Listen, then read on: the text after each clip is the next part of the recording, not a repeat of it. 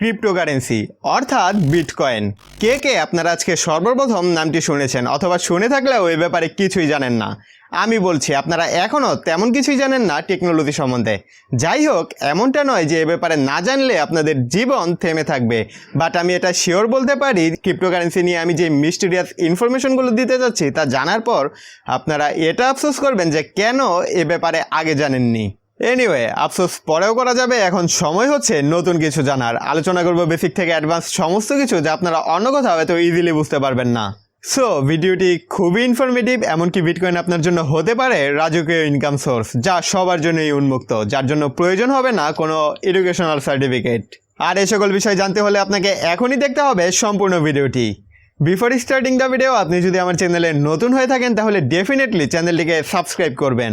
So hello viewers, this is Shariful and you watching Electro Thought YouTube channel. Let's get started.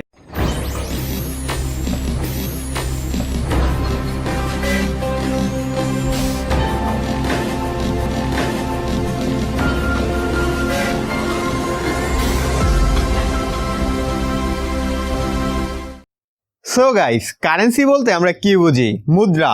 হতে পারে dollar, euro, বাংলাদেশের জন্য টাকা, Indian rupee. আর এগুলো হচ্ছে দেশভিত্তিক কারেন্সি যা নিয়ন্ত্রণ করে বা তৈরি করে ওই দেশের সরকার বা কেন্দ্রীয় ব্যাংক, রাইট? এগুলো আমরা ধরতে পারি, ছুঁতে পারি, এমনকি পকেটে বা মানি ব্যাগে রাখতে পারি। এগুলো হচ্ছে কারেন্সি। কিন্তু ক্রিপ্টোকারেন্সি হলো এমন এক ধরনের কারেন্সি বা মুদ্রা যা কোনো দেশ বা সরকারের তৈরিকৃত নয়, এমনকি এটা কারো নিয়ন্ত্রণেও নেই। বলতে পারেন ফ্রিডম কারেন্সি, গুপ্ত বা অপ্রকাশ্য মুদ্রা।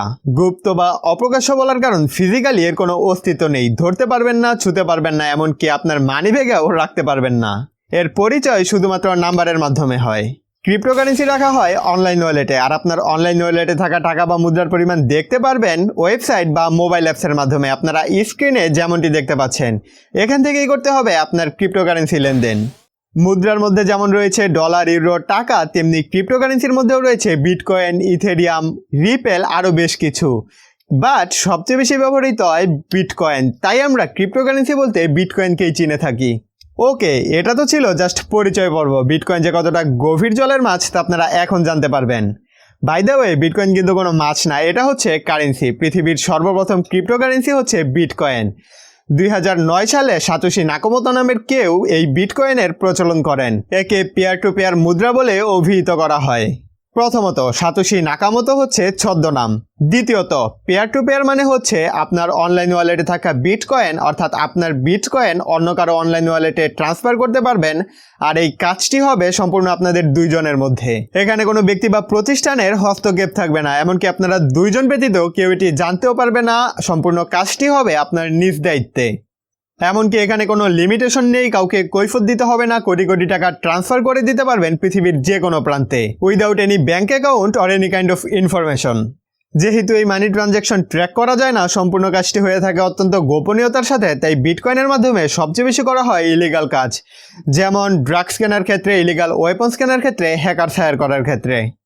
এক কথায় বিটকয়েনের সবচেয়ে বেশি ব্যবহার হয় ডার্ক ওয়েবে। আপনি যদি না জানেন ডার্ক ওয়েব কি, তাহলে ইন্ড স্ক্রিন এবং আই কার্ডে ভিডিও রয়েছে যেখানে আমি সরাসরি দেখিয়েছি ডার্ক ওয়েবের এই ইলিগাল কাজগুলো।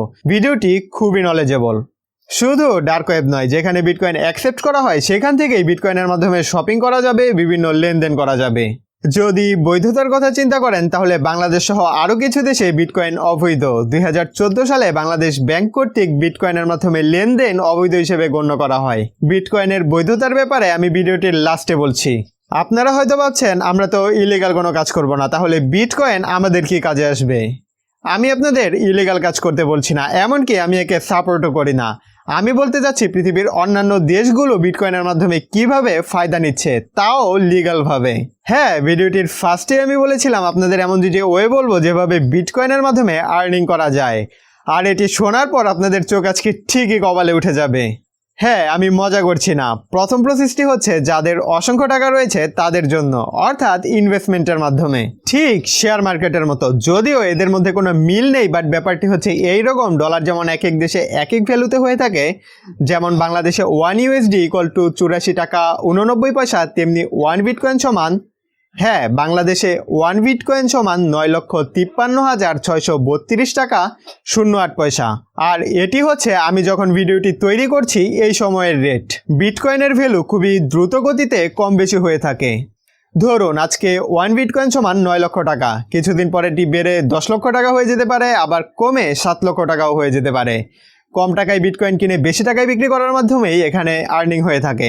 এ কারণেই আমি একে শেয়ার মার্কেটের সাথে তুলনা করেছিলাম। এখন আমি আপনাদের যা বলতে যাচ্ছি তা আপনাদের বিশ্বাস নাও হতে পারে, বাট এটাই সত্যি। জুলাই 2010 তখন 1 বিটকয়েন ছিল মাত্র 0.08 ইউএসডি, অর্থাৎ বাংলাদেশ টাকায় 6 টাকা 79 পয়সা। আর আজ জুলাই 2020 1 বিটকয়েন সমান 9,53,632 টাকা 08 পয়সা। সো ওই সময় যারা ইনভেস্ট করেছিল তারা আজ কোন পজিশনে রয়েছে তা আলাদাভাবে এক্সপ্লেন করার কিছু নেই। এটা হচ্ছে বিটকয়েনের মাধ্যমে আর্নিংয়ের সবচেয়ে জনপ্রিয় পদ্ধতি। আর এমনটি নয় যে সম্পূর্ণ 1 বিটকয়েন কিনতে হবে। 1 টাকা সমান যেমন 100 পয়সা, তেমনি 1 বিটকয়েন সমান 100 কোটি সাতোশি।